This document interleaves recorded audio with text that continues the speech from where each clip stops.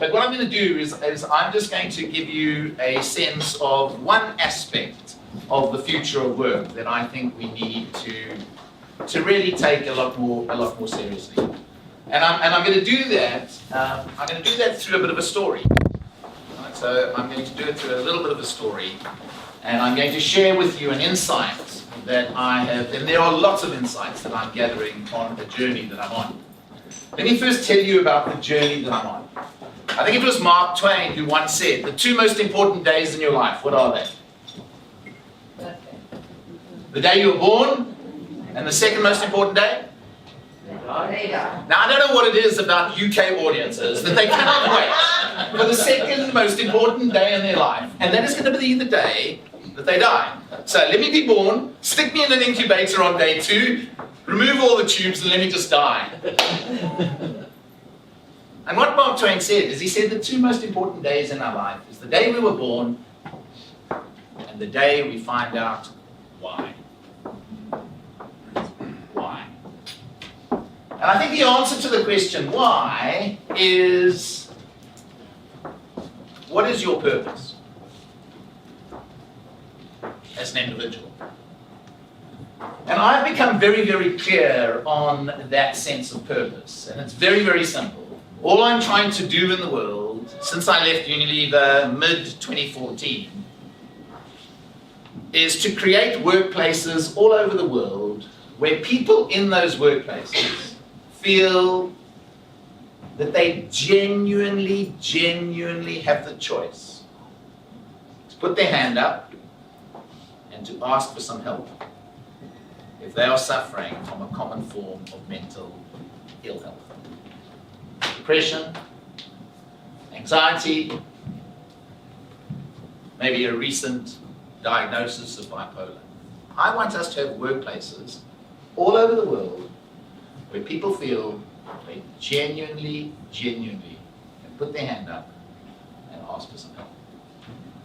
And I don't think it's a very lofty purpose, because I think in most workplaces all over the world there are people who feel that they genuinely have the choice to put their hand up and ask for some help if they are suffering from a common physical illness.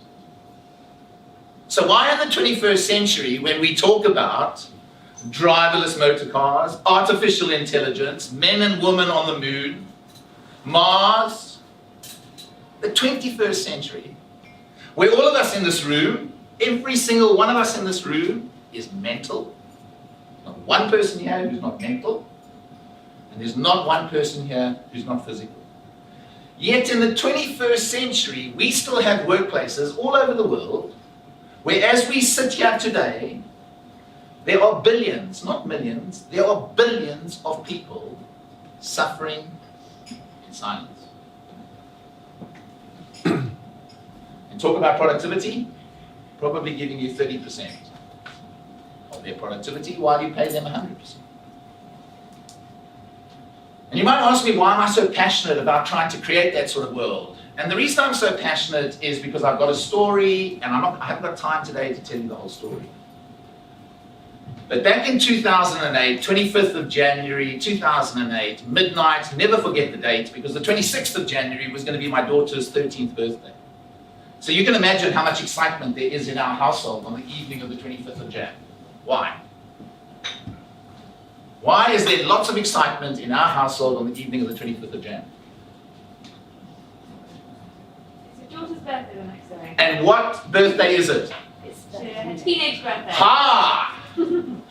So her birthday on the 26th of January will be at midnight on the 25th. She goes through a rite of passage and she becomes a teenager. And there's not one person in this room who can't resonate with that sense of excitement of becoming that teenager. I remember her talking to me the afternoon before and saying, "Dad, as of tomorrow, your tone and the way in which you speak to me changes." What are you talking about? My tone changes in the way I speak to you. Yes, it does. Tomorrow, I'm a teenager. I'm no longer your little girl. And at midnight on the 25th of Jan 2008, I get woken up with a massive panic attack. Never experienced a panic attack in all my life. thought it was a heart attack that I was having. At that stage, 20 years with Unilever, doing a global job, traveling the world, absent father, absent husband, bumped my wife Debbie and said to her, Deb, I think I'm about to have a heart attack. And I remember she rolled over and said, have it. And then I'll find a present father and a present husband. So just have it. And of course she doesn't say have it. But she says, get up, take some deep breaths. I get up, I do that. Slowly the levels of anxiety subside. Cut a long story short, midday, 26th of January, I'm in the doctor's rooms and I'm diagnosed with anxiety-fueled depression. Do you know my understanding of the word depression up until that point? Any Arsenal supporters here? Any? Yes, I'm one. No, oh yeah, we got another. And we got another. There's a stigma around being an Arsenal supporter. All right? And you know what it's like. 2/3 into the season, we're going to win the Premier League. We're going to be in the Champions League. Last third, the wheels, they just fall off completely. And I turn to Debbie, my wife, and say, I am so depressed about the Arsenal football team. Well, I wake up on a Saturday morning and I want to go for a bike ride. I love mountain biking. And it's pouring with rain outside. And I turn to Debbie and I say, I am depressed because it's raining outside. And here I am on the 26th of Jan, 2008. Diagnosed with anxiety-fueled depression. Have to take 3 months off work. There's only one thing that keeps me alive during my darkest moments. And the only thing that keeps me alive during my darkest moments is my ability to talk about my illness. Not tell people I've got glandular fever. Not tell people I've got some stress-related illness. Not tell people that I've been in South Africa and swam in a dam and I've got bilharzia and I can't be at work for 3 months. But tell people that I'm suffering from anxiety-fueled depression. I was determined not to be burdened by that stigma. And the only thing that kept me alive in my darkest moments, because of my ability to talk, was one emotion. And the emotion was knowing how much I was loved. It's the only thing. Not the medication, not the cognitive behavioral therapy. In my darkest moments, knowing that my employer, or some of my employees, my daughters, my wife, and my friends love me. I think there's a song, The Power of Love. The power of love. How much love is there in your workplaces? How much compassion is there in your workplaces? We talk about humanistic workplaces, creating a more human place to work. When do you ever talk about love? When do you ever talk about compassion? How many conversations have you had about suicide in your workplace? And the only emotion that keeps me alive is knowing how much I am loved. It takes me 3 months to get better. I go back to Unilever. This is in 2008. 2010, I have a relapse. Nothing as bad as 2008. 2012, I'm walking home one evening. I'm walking over Blackfriars Bridge, left 100 Victoria Embankment, Unilever's global head office. My telephone goes, it's my wife on the end of the phone. This is October of 2012, and she says to me, I've got terrible news. Are the girls okay? Yes, the girls are fine.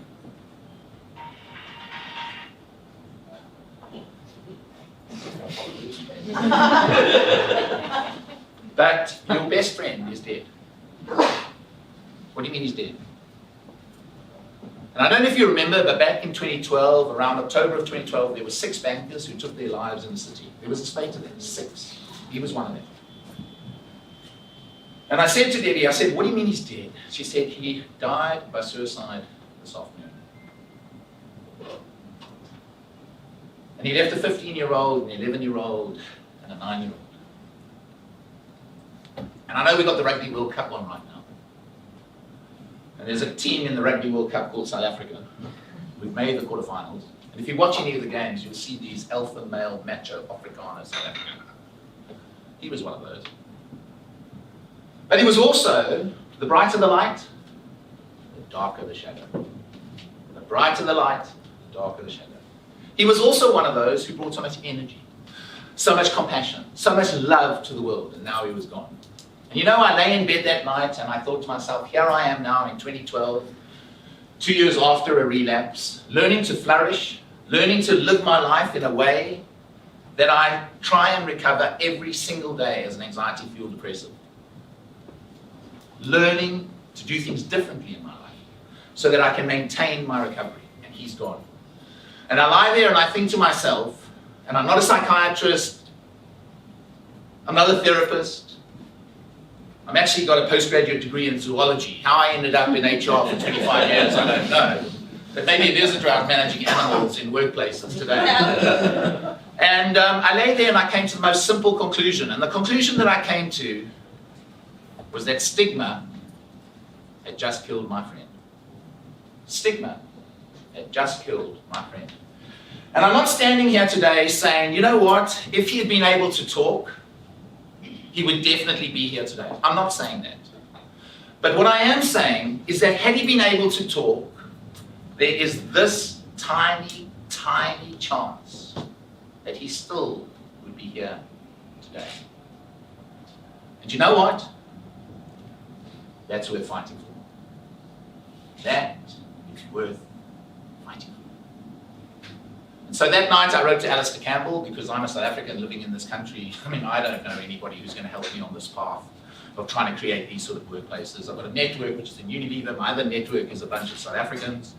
But back in 2012, Campbell is doing a lot of work, advocating, campaigning, time to change in this country. And I just write him an email. Please, will you meet with me? Because I know that if he meets with me, he'll open all sorts of doors. Within 10 minutes, he's responded to my email. A week later, we meet up in Belsize Park. And ever since that day, November of 2012, I begin a journey, taking teeny, teeny, tiny footsteps on this journey filled with a deep sense of purpose. And that is to create workplaces all over the world where people feel they genuinely, genuinely have a choice. Just put their hand up and ask for some help. And you know why? This might just save a life. And it's worth fighting. And as I journey this path over the last 5 years, as I journey it, and I've been so fortunate, somebody once said, purpose and a sense of purpose takes you to people and to places you could never, ever imagine. And that's what's happened to me over 5 years. I've been to people, I've been to places, I've worked in sectors I could never, ever have imagined, around the world. And the biggest insight that I've gathered over the last couple of years, and I've got lots of insights around the future of work, but the most important one that I'm going to share with you today is that the most limiting resource that I see in organizations around the world, irrespective of the sector that you work in, the most limiting resource is the energy of people. They are frazzled. People are frazzled. They are frazzled. And there was a book recently written, The 10 Most Enjoyable Walks in the World. 10 Most Enjoyable Walks in the World. And when the researchers who were going to publish the book, when they researched and went out and asked ordinary people, tell me, what is one of the most enjoyable walks in the world? What did the ordinary man in the street say to them was one of the most enjoyable walks in the world? They didn't publish it, because it's not a walk in the Himalayas. What was it? Walking home. Walking home from work, when? Friday night. So the most enjoyable walk was leaving the office on a Friday afternoon, walking to the station, home, or to the car park. One of the most enjoyable walks in the world. And we all laugh about it, but it's true. It resonates. What have we done to work? And I don't even have to ask you what's one of the least enjoyable walks in the world, right? Yet we've done something to work and to workplaces where we suck from people the most important driver of their performance, and it's called energy, or passion, or the capacity to get things done. Any Liverpool supporters here? Yep. Ha-ha! Oh, really? Keen to say I'm a Liverpool supporter now. All right, but where have you guys come from? Yeah, Liverpool, but I can tell you, bloody Premier League this year, Champions League last year, and you know what's happened? Over the last 2 years, they've injected an individual into that club called Klopp.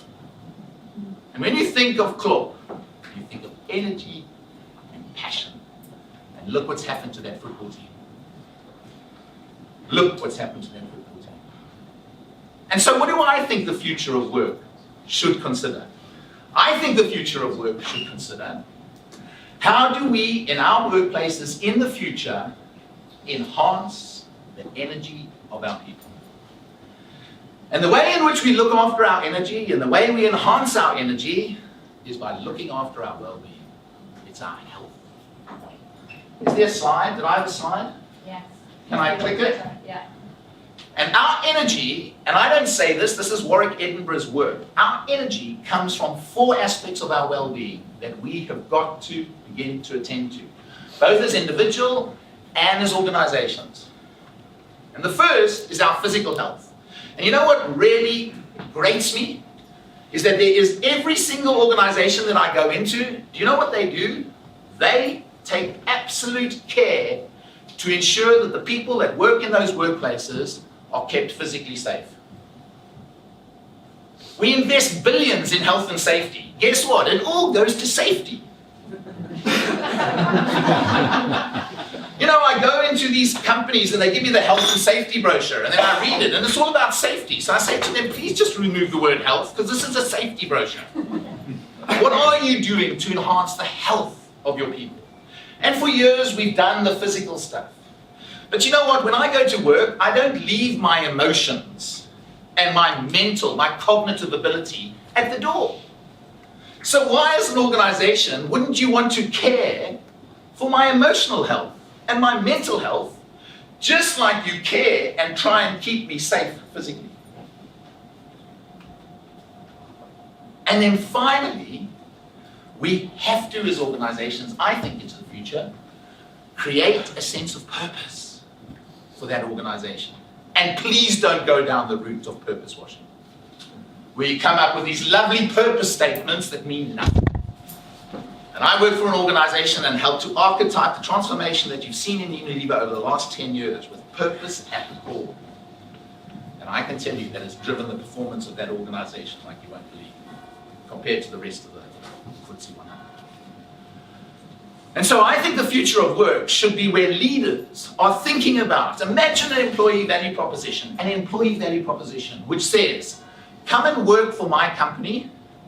You know why? Because we'll enhance your life, not diminish it. Most workplaces I go into today, people's lives are diminished. And if you don't believe me, go and read Jeffrey Pfeffer's book, Professor Jeffrey Pfeffer from Stanford University, called Dying for the Paycheck. Dying for the paycheck. And so how do we begin to create workplaces? How do we ensure that organizations begin to invest in resources that will enhance the physical, the emotional, the mental, and create people with that sense of purpose and meaning? And you know what? If we can go beyond just the physical with respect to individuals, if we can take care of enhancing the emotional and the mental health of people and giving people that sense of purpose, do you know what? I think we then begin to treat people in a truly human way. That is real humanness. Where I'm honestly caring and want to enhance the emotional, the mental, and help you work in an environment where there's a sense of purpose. And with that comes this humanness of the organization. With this comes love, compassion, connection. One of the biggest drivers of emotional health is our ability to connect with one another. Relationships. Heard what some of the guys were saying about how technology might be getting in the way of some of that. Why would you want to do it? Why would you want to do it? Yes, of course there's the business case. Of course. Energized people, healthy people are safer and they're more productive. Simple. We all know that. Don't have to give you a business case for that. Secondly, organizations that truly invest in these resources to create that sort of an environment where the energy of their people is the most important asset. And I think we should move away from even from the word asset. People are our most important asset. Bullshit. The energy of our people are our most important, and you as media and creative people can help me with what's the other word. But the energy of our people. And you know what? When I'm looking to work in an organization like that, that's going to enhance my life, it's going to be enhancing my life, you're going to attract the talent, you're going to retain people, you're going to engage people, and of course that's going to then all fall down to the bottom line, and you're going to perform better. But maybe the time has come for us to just say that this is just the right thing to do. Maybe the time has come for us in workplaces all over the world to just say that this is the right thing to do. And if you think of the millions and millions of people who are in workplaces today, if we could help them to experience more love, more compassion, more connection, a greater sense of meaning and purpose, maybe we might just be able to shift this narrative that exists in the world, that the only way you succeed, the only way in which you get power, is to fuel fear and hate. Fear and hate.